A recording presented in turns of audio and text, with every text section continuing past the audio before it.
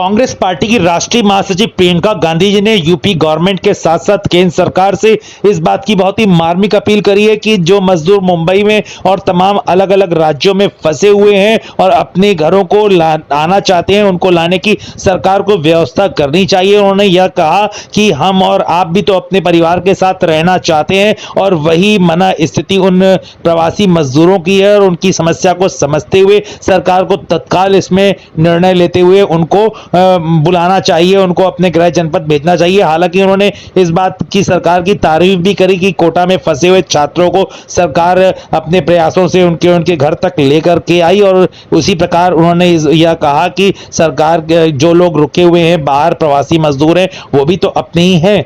आखिरकार उनकी वो बहुत घबराए हुए हैं, उनकी मना स्थिति काफी विषम हो चली है और ऐसे में सरकार को संज्ञान लेते हुए उनको तत्काल हर प्रकार की मदद मुहैया कराते हुए उन्हें गृह जनपद भेजना चाहिए। जो यूपी के प्रवासी मजदूर अलग अलग प्रदेशों में फंसे हुए हैं उनसे मैं बात कर रही हूँ।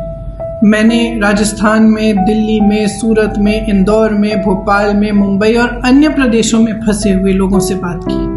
उनकी सबसे बड़ी समस्या क्या है? मजदूरी करने के लिए ये लोग बड़े बड़े शहरों में गए, लॉकडाउन हुआ, मजदूरी बंद हो गई, आगे चलते चलते राशन भी खत्म हो गया।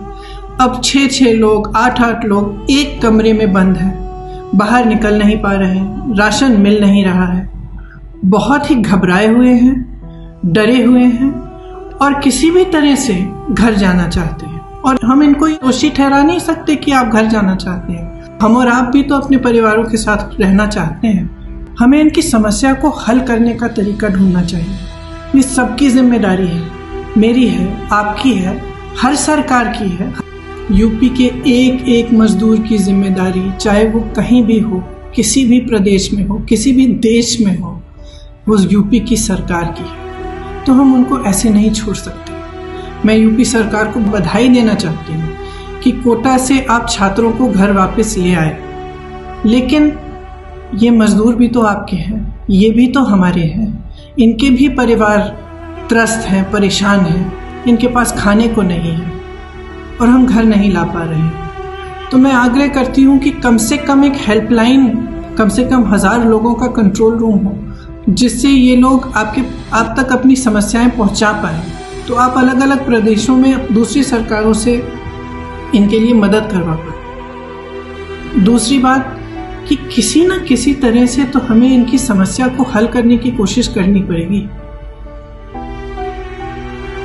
एक ऐसा प्लान बनाया जाए ताकि ये लोग अपने ज़िले में वापस आ सकें। देखिए, हम इनको इस तरह नहीं छोड़ सकते। मेरा अपील है हर देशवासी से, यूपी की सरकार से कि हम इनकी मदद करें।